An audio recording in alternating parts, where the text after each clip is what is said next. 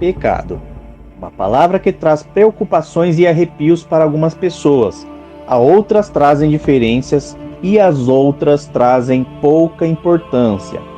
Essas são uma das 3 reações causadas nos seres humanos, cada um pensando de uma forma diferente acerca do pecado. Cada reação tratada como um caso diferente. Primeiro caso, são pessoas que reagem tratando o pecado como um todo, não existindo a diferença entre pecadinho e pecadão, como sendo um agravante e transgressão que afeta o lado espiritual, a ponto de preocupar-se a respeito da condenação que os aguardam. Segundo caso, trata-se da minoria das pessoas que ignoram a gravidade do pecado, seja ele qual for, pois já entregaram a sua vida inteiramente ao mal e pouco se importam com as consequências. Terceiro caso, já para a maioria das pessoas, essa falta é tratada classificando o pecado por categorias diferentes, considerando uns mais leves e outros mais pesados, o que é o caso preocupante e será um dos pontos mais importantes a ser tratado nesse vídeo. Meus irmãos amados, esse vídeo de hoje tem o objetivo de tratar o pecado como um todo. Aquele pecado que as pessoas julgam como pecadão e pecadinho.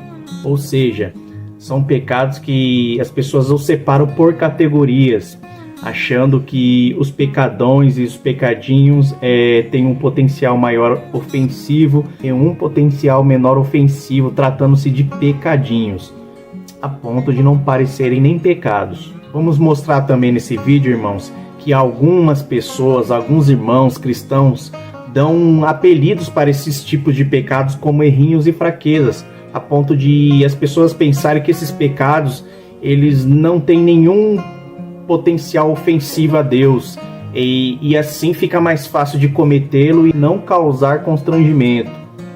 Vocês devem estar pensando, mais um vídeo que fala de pecado, esse vídeo aí tem o objetivo de ficar acusando as pessoas. Calma, meus irmãos, esse não é o objetivo desse vídeo. O objetivo desse vídeo é mostrar para vocês a verdade e é mostrar para você a libertação por meio das escrituras, aquela libertação que muitas das vezes você não ouve nem escuta e não é lhe pregada em cima dos púlpitos. Então fique no vídeo, aproveita e vamos conseguir tirar o máximo das informações e o que Deus tem para dizer para nós nesse vídeo. Primeiramente, vamos definir o pecado de acordo com as escrituras sagradas. Se procurarmos a palavra pecado nos dicionários, cuja Bíblia foi escrita, ou seja, tanto no hebraico quanto no grego, pois o Velho Testamento foi escrito no hebraico e o Novo Testamento no grego, iremos ter palavra pecado, no grego, significa amartia. Essa é a palavra mais abrangente para o pecado no Novo Testamento e na Septuaginta, e significa um desvio do caminho da justiça. Já no hebraico, significa algo como desviar do caminho, estar em falta com Deus, transgredir a lei de Deus. Ou seja, ambos significados escritos por línguas diferentes têm o mesmo sentido. Isso quer dizer que se você desviar dos caminhos de Deus, você peca. Se você está em falta com Deus, você peca. E se você transgredir a lei de Deus ou desrespeitar seus mandamentos, você também peca. Você já deve estar surpreso com o que acabou de saber, não é mesmo? Mas calma que tem mais. Você irá se surpreender com o que Deus tem para falar conosco por meio das Escrituras Sagradas. Agora chega de muita teoria e vamos para a Bíblia em português para falar a respeito do pecado. A Bíblia afirma que grandes consequências e castigo do pecado é a morte. Com relação ao conceito morte, nesse sentido, deve-se entender que ela significa não apenas a morte física, mas a morte espiritual e a morte eterna. A morte física, não apenas ela, mas também os sofrimentos da vida, são resultantes do pecado, que entrou no mundo deixado pela queda de Adão e Eva. Tais sofrimentos e aflições são comuns na vida do homem, tanto no aspecto físico quanto mental e emocional. Assim, No decorrer da sua vida, o homem experimenta as mais variadas consequências pelos seus atos pecaminosos. Assim que nasce, já está condenado à morte física, estando preso a ela, e também herda a morte espiritual e eterna, caso continue na iniquidade, sem crer no Salvador Jesus Cristo e na verdade do Evangelho. Caso o homem negue o seu Salvador ou a sua palavra, bem como os mandamentos do Evangelho, cabe a ele a prisão por suas próprias iniquidades. Por isso aquela expressão que diz assim nas Escrituras, que o pecado gera morte. Veja o que diz em Provérbios capítulo 5, versículo 22. Quanto ao ímpio, as suas iniquidades o prenderão, e com as cordas o seu pecado será detido. Ele morrerá porque sem correção andou, e pelo excesso da sua loucura andará errado. Pois é, meus irmãos, para você que chegou até aqui, já deve ter percebido onde esse vídeo quer chegar, não é mesmo? Saiba que sem a correção certa, você é preso no seu próprio pecado e é considerado louco para Deus. Temos inúmeros casos nas Escrituras Sagradas de pecados que gerou a morte física. Como não lembrar do primeiro pecado que gerou a morte quando por meio de uma inveja Caim matou Abel? Sem falar em Judas Iscariotes, que vendeu o próprio Salvador do mundo por 30 moedas de prata e após isso o mesmo se enforcou. Isso mesmo, meus irmãos, a ganância, o amor ao dinheiro levou à morte o próprio Judas. Não bastando a condenação da morte física pela própria iniquidade, o transgressor também poderá sofrer a penalidade imposta por um ato direto do próprio Deus. Veja em 1 Crônicas, capítulo 10, versículo 13, e também em Salmos, capítulo 11, versículo 6, que diz o seguinte: Saul morreu porque foi infiel ao Senhor, não guardou a palavra do Senhor, e chegou a consultar uma médium em busca de orientação em vez de consultar o Senhor. Por isso o Senhor o entregou à morte e deu o reino a Davi, filho de Jessé.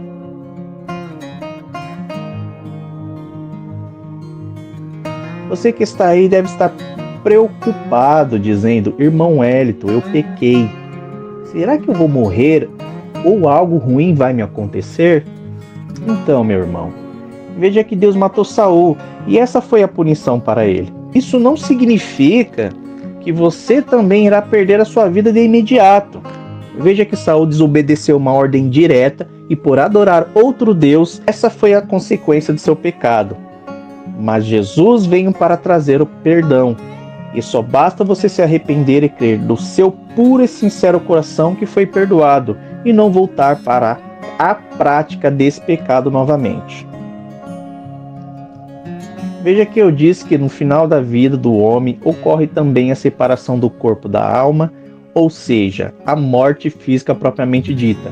E as Sagradas Escrituras afirmam claramente que esse fim é tanto consequência como penalidade pelo pecado.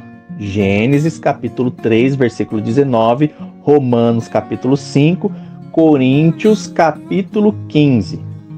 No suor do teu rosto comerás o teu pão, até que se tornes a terra, porque dela foste tomado, porquanto és pó, e em pó te tornarás. E para sustentar o que diz em Gênesis, veja o que diz em Romanos capítulo 5, versículo 12 até 14. Portanto, da mesma forma como o pecado entrou no mundo por um homem, e pelo pecado a morte, assim também a morte veio a todos os homens, porque todos pecaram, pois antes de ser dada a lei, o pecador já estava no mundo. Mas o pecado não é levado em conta quando não existe a lei. Todavia, a morte reinou desde Adão até o de Moisés, mesmo sobre aqueles que não cometeram pecado, semelhante à transgressão de Adão, o qual era um tipo daquele que havia de vir.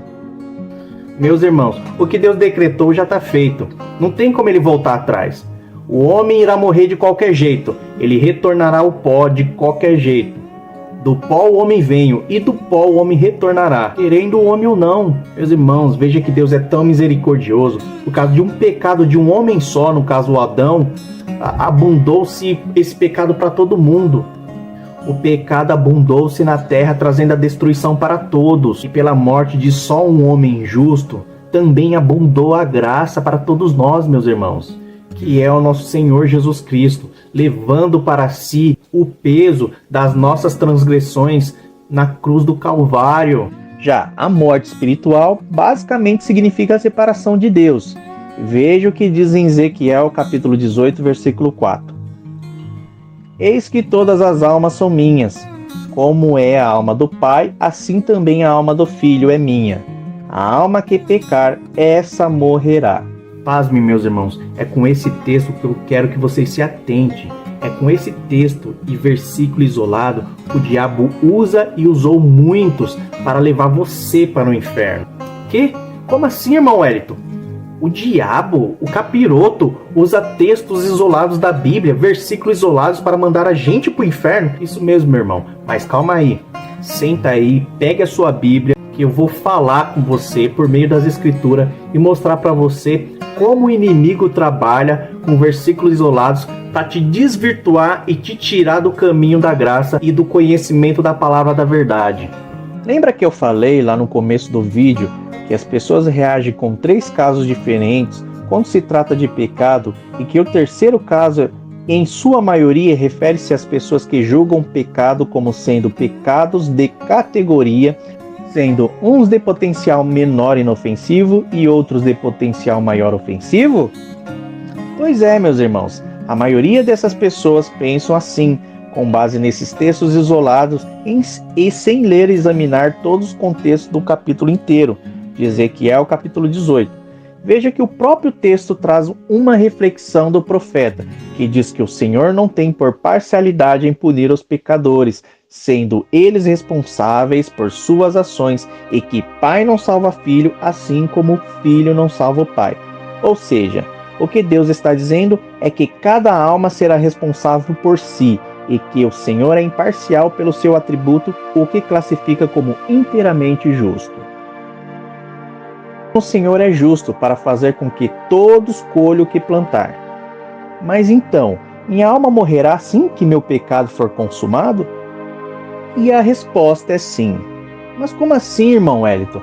Meus amados, não se assustem. Lembre-se daquela passagem que diz: onde abundou o pecado, também abundou a graça, e eu vou provar essa misericórdia no Velho Testamento. A palavra de Deus é tão verdadeira quando se trata desse versículo capítulo 4 de Ezequiel, que diz que a alma que pecar, essa morrerá, assim como ela também é verdadeira quando se trata dos restantes versículos após esse. O mesmo Deus que fala que a sua alma morrerá é o mesmo Deus que diz no próprio livro que, se você se arrepender, alcançará a vida. Vamos examinar a palavra de Deus? Veja o que diz em Ezequiel capítulo 18, versículo 21, 22 e 23. Mas se o ímpio se converter de todos os pecados que cometeu e guardar todos os meus estatutos e proceder com retidão e justiça, certamente viverá, não morrerá. De todas as transgressões que cometeu não haverá lembrança contra ele. Pela justiça que praticou viverá. Desejaria eu de qualquer maneira a morte do ímpio? Diz o Senhor Deus: não desejo antes que se converta dos seus caminhos e viva. Veja que nesse texto, Deus não quer a sua morte, meu irmão. Deus quer o seu arrependimento. Está escrito aqui também, no mesmo capítulo. Além disso, no mesmo capítulo, mais adiante, se vocês forem verificar nas Escrituras, irão ver que Deus pede para o povo de Israel, o seu povo, veja bem, que se arrependa dos seus pecados para que vivam. Só que o acusador, meus irmãos, ele não se conforma. Ele não descansa enquanto não enganar e condenar a ponto de tomar bocas de pregadores para ensinar essa condenação a todos os povos que não têm compromisso com a verdade. Vocês lembram que eu disse que o diabo usa a própria palavra, em especial esses versículos isolados, para aparecer como uma verdade, dando aparência de santidade? levando as pessoas a acharem que estão mais santas se esconderem a verdade de seus irmãos? Muitos irmãos, ao depositarem a sua fé nas palavras de seus líderes religiosos, acabam adulterando o Evangelho e a palavra de Deus. Muitos pensam que, se não deixar claro ao conhecimento do povo que Deus dá um escape para que as pessoas se arrependam, vão estar preservando para que a pessoa viva com medo de pecar, e assim eles conseguem manter as pessoas na linha e dentro das igrejas exalando santidade, ou uma falsa santidade, já que ainda estão debaixo da ira de Deus por não crerem nas Escrituras, ou pior, escondendo a verdade que salva, errando por não conhecer as Escrituras e nem o poder de Deus, em especial tentando esconder o poder de Deus em tirar uma alma do inferno. Muitos deles nem sabem disso, pois estão cegos.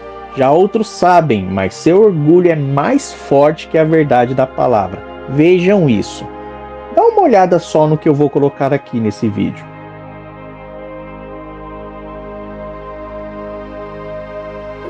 O irmão tem uma pureza de orar cedo, à tarde e à noite, e perdoar e amar. Ora, vem ele que lá de fora teve tempo fora da igreja e ainda vem orar aqui? Não.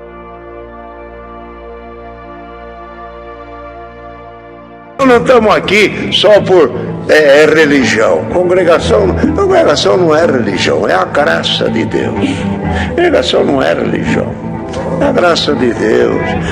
Mas aí você deve estar me perguntando: irmão, devemos pregar a favor do pecado ou deixar que as pessoas se sintam livres, confortáveis e com carta branca para pecar? Será que, se não pregarmos palavras que trazem temor, não estaríamos livrando uma alma do pecado?